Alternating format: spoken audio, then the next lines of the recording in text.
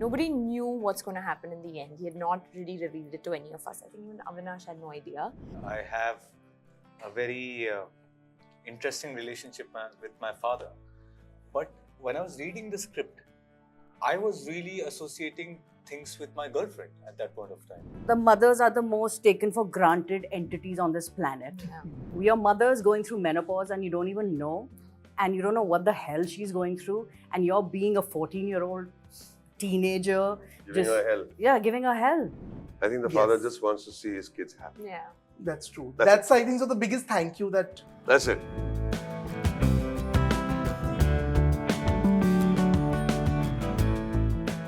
This is Nawaz Kochra joining you on screen, and I am in conversation with the very amazing team of the Mehta Boys. Hello, how are you? Hi, Nawaz. How are you doing? Very well, very well. And I have to say, sir, I have watched the film as of this morning. Ooh. And I have been so emotional throughout watching the film because it was like showing a mirror to myself. Wow. So, thank you for bringing this story to us and congratulations on your directorial debut. Thank you. But I want to know why this story. Why did you like it? Because it brings an emotion. Like I said, it was like showing me a mirror. It taps on an equation probably which I feel has not been. That's the very Quite reason tattoo. why I wanted to do it. Okay. The same reason why you watched it and got emotional. I probably got emotional. But dealing with a story that is layered with so many emotions, how precise also did you have to be while writing this? Writing had precision. Yeah. There aren't many wasted words. In fact, there aren't many wasted words. Wasted lines, and definitely no wasted scenes. Right. You can't afford to take the audience for granted and say, this scene is a sweet scene, people might like it. No, you can't take the chance. You have to be very precise. Every scene must say something. Thematically, it should resonate. It should stick to the theme of the film. Stick to the characters and what they're feeling at what point in the screenplay. Never let conflict go. That's one big principle. Right. Because if there's no conflict and you're just telling us a moment in their life, nobody cares. Absolutely. Yeah, through the conflict, you can reveal a lot. Characters reveal through conflict. So it was a very precise script. I learned a lot. All I had to learn was in the writing process. Absolutely. Also, I want to know from you all that as actors also, when it comes to family, we all are very emotionally inclined always. As actors working on a script which is so high on emotions also, how challenging was it to control your emotions, be in that character, emote something that can probably make you also cry? How was managing that aspect? For me, I luckily saw, I went for the workshops, which were scenes that weren't even mine. So I was well prepared for what I was in for. And I still remember when we were shooting the climax of the film, there was a shot that I was not in. And I remember seeing it, and both of them enacted it so beautifully. And like Boman was saying earlier, nobody knew what's going to happen in the end. He had not really revealed it to any of us. I think even Avinash had no idea. And I turned around and I saw not just myself, but the entire crew in tears. Yeah. And for me, that is movie magic. To a point where, some people had to go and hug some people because everyone was crying for different reasons, right? And that, I think, is such a beautiful feeling to have. But for me, another very big factor was not when we were performing it, was when I saw the film, was for his character actually, because I have grown up always feeling that, my parents are always correct, and rightfully so. My parents, like Sir was mentioning earlier, the wisdom that life teaches you, nothing can. So the experiences that they bring to the table, you can't match that. But I have an older brother, and I'm sure there have been times where he's probably gotten into an argument with my father, and I don't know what it was or what he's done with Amir's character. I just felt like, no, it probably wasn't always my brother's fault, you know. It's not maybe like, you know, they're not always Yeah. right. And I mean, I'm not trying to say this that, oh, my parents are wrong or whatever, but their situation-wise, The relation, like There Amay is- says, is so tricky that there's no right or wrong. in it. yeah, exactly. Yeah. And like, I mean, the film's trying to talk about just understanding the people in your life a little better. Right. You know, so I think that there were certain scenes that really just choked me as to like, oh, okay, this is what they're feeling. It's not that any of them have bad intentions, a Mhm. father or the child. So there are a lot of moments, yeah, that, you know, you get emotional and you Right. don't know how to prep for that. Absolutely. What about you, Avinash? The strange part is I have a very interesting relationship with my father. But when I was reading the script, I was really associating things with my girlfriend at that point of time.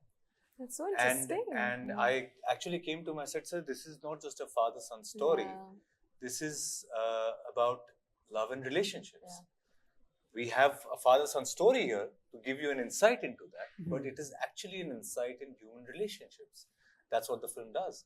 If you remember the restaurant scene, because you would have seen the film, Yes. two people in love wanting to do the right thing for each other. That's with purest of intentions. Yeah. Both of them have the best of intentions. It somehow doesn't land. Right? Unintentionally, you end up hurting the other person. Yes, person. exactly. And I realized that that was something that I was going through in my relationship, where the intentions were absolutely pure from both ends, but something would not land. And it would, and you can't help but end up blaming the other person, because that's how, Right. that's Life what happens. is. That's what Yeah. life is. But while reading it, it suddenly gave me an insight of, oh, you know what? This is what is happening. Yeah.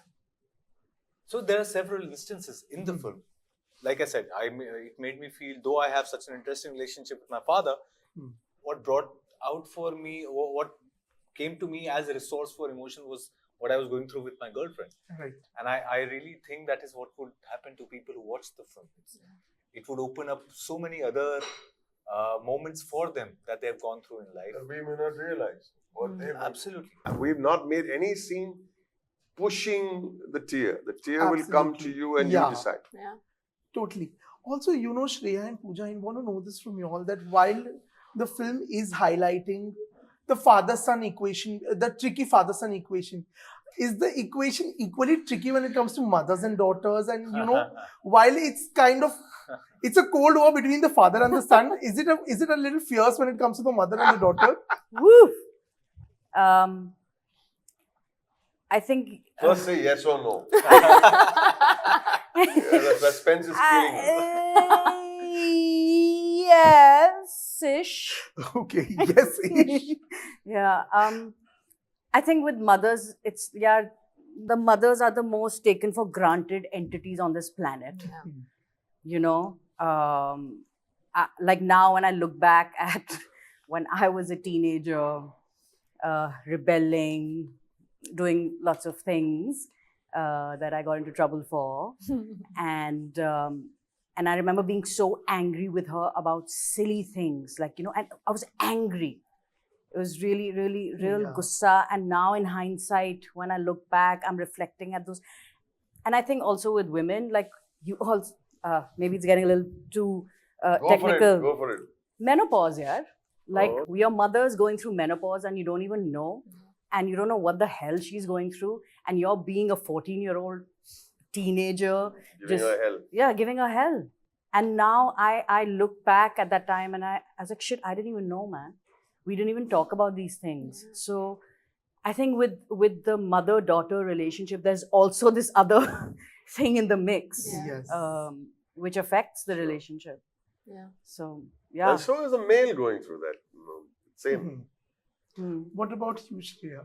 I, since I was a kid, have always been daddy's little girl. So Yeah. my father has always been the most protective human being in my life. He will protect me from anything. And I grew up thinking my dad can solve anything. Like any issue in life, Papa is there. Like, I'm good. Yeah. But it was only once as I grew a little older, I realized that I turned more to my mother for certain things, to discuss things with her, because as much as, you know, I don't want to make this a gender thing, it is factual that, a woman gets a woman more. Yeah, that is true. Or a man gets a man more on certain levels. So I think only after a particular age, after my teens, I started confiding with my mother more. I started discussing things much more openly with her.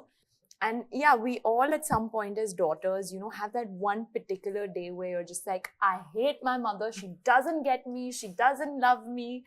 But it's only after like those few years, 2-3 years, you're just like, oh my God, this is that one person who loves me the most in this world. Absolutely. And I don't think it's only for a daughter. A mother loves her husband, her children, her entire family the most. I personally feel that. So I don't think you can really compare, because it's Right. much more a psychological thing for a man and a woman. But yes, there are clashes definitely in mothers and daughters as well. Human beings. Yeah. We're gonna Absolutely. clash. But like you said, we often, as children, sometimes we become so thankless Yes. that we take our parents for granted. We take our Absolutely. moms for granted. Yeah. But, after becoming a father myself, I have realized that we sometimes also credit our fathers less for, the Yeah. unsaid sacrifices Absolutely. they make. Yes. What is your take on that? And, what's been your personal journey with that front? You've been thankless, or how's that worked? I'll say something. Yes. I don't think a father wants to be thanked. I think the father Yes. just wants to see his kids happy. Yeah. That's true. That's That's I think, so the biggest thank you that That's it. true. Yeah. You can say thanks and it doesn't mean anything unless and until your kids are happy and successful and healthy. That's it. I think it's to do with a sense of your sense of self-worth Hmm. as a man. And this is only, I'm not a father, I can't really understand that. But of what I see and what I observe, I think for someone to just go out, a sense of utility is what has been told in. I grew up in a family where my father, 3 brothers, in a joint family where I have 8 sisters and I'm the only son in the family. And a You have constant 8 sisters? in a joint family, and I'm the only Oh, brother in okay. the family. 3 brothers. And so I come from Bihar, very conventional in that sense.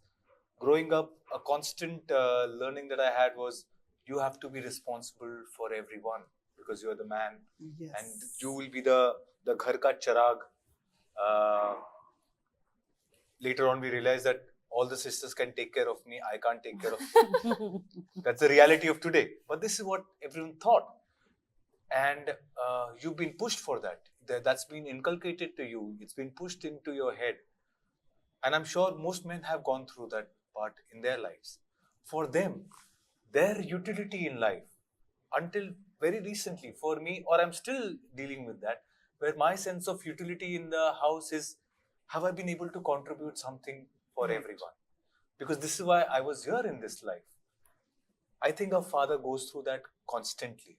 As a man, this idea that he is of some utility. A woman has given birth to these 2 kids, but am I of utility to be able to provide, to be able to protect? That's the core of it, I think. Eventually, the male ego, and we can get into the other layers that comes through with the societal conditioning. But the core of it, for most men as fathers, is just the idea of being able to provide and protect. I think, no thank you is enough, one. And I think he's still just dealing with this. Have I been able to provide enough? My father retired and the question didn't stop for him, and I see retired parents because I'm able to see that close by. That feeling of, was this enough? Do I still need to protect? Are they protected enough? That question never ends. Absolutely. So no amount of thank you from my end would be able to do any justice to it. Totally. Yes, sir. Also I wanted to understand that while you were directing the film and you were also acting in it and you were managing both of it, like you mentioned that, everything was planned very well. But while you are in front of the camera, how would you also make sure that, the camera is capturing the vision that, you've had? What was that process like? I think we had done a lot of camera rehearsals also Okay. on the set, with actors, with stand-ins. Camera movements were taken care of. We had figured all that out. Now you just had to go and deliver. Okay. And instinctively, over the years, you instinctively know as an actor if I've done, and the director asks you that which was the take you liked. You're taking a call then also, no? Which you like? Where do you feel best? I said, I really like the second take. Really? Okay. People are listening to the actor also sometimes for emotional truth. I don't think that what the issue is. The main issue is how is the story being told? Right. Is it graphed well? Is the tension building? Is the action rising? Is there a moment where you feel there is no hope for these people? Will everything come crashing down? Right. It's the structure of the story which is very important that the director has to keep one eye on. That's very, very important. And are there layers and are there nuances that you can slip in that become good cinema? Right. Decent cinema. Let me not even say good cinema. Decent cinema. It's not just about the acting. Okay. It's about so many things. And you've got to know how to convey that or try to convey that as best as possible.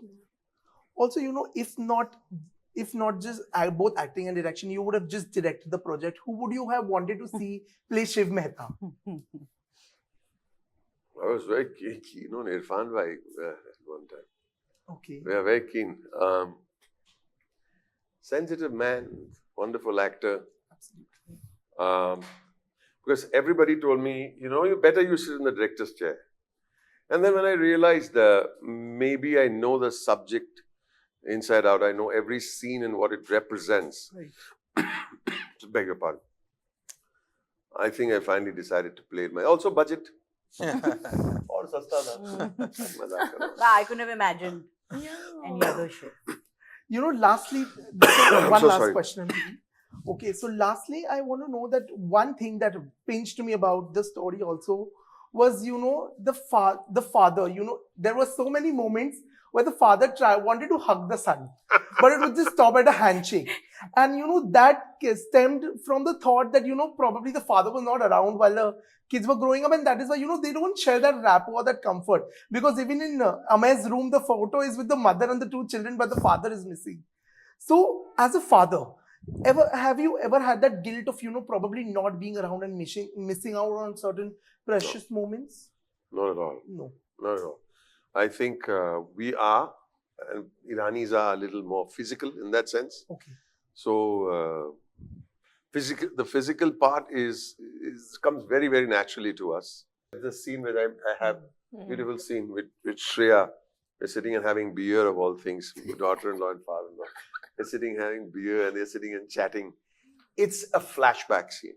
Okay. Through words. Yeah. And he's talking about, when we were kids and this teacher came and then I did this and I did this boof and then this happened.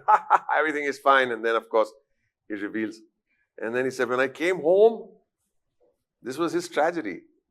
He said, Dad, you rock. Wow. You rock. That's what he misses. Dad, you rock. I was his hero. He doesn't say it in as many words. Dad, you rocked. And we jumped on the bed and मेरे को hug किया, मेरे को cuddle किया, मेरे को kiss किया. And then we broke the bed, which is metaphorical, that they broke the bed. And so they did have moments. Right. That's before he became a man. Has there ever been a situation where, you all have told your parents that aapne zindagi mein kiya hi kya hai hamare liye? There have been arguments like that and, felt guilty about it later. इतनी हिम्मत तो मेरी आज तक हुई नहीं. Never. Though while I was doing research, I heard one of the most ludicrous statements by a son. He and his father just don't talk to each other. And he said, did I give you permission to give birth to me? Oh, wow. Oh. No, these are arguments I've heard from people where they have said I can't believe it. But anyway, मैंने बोला था पैदा कर देंगे. we're running short of time. So, Absolutely, guys. On that note, thank you so much. And I think Mehta Boys is a story that everybody needs to watch.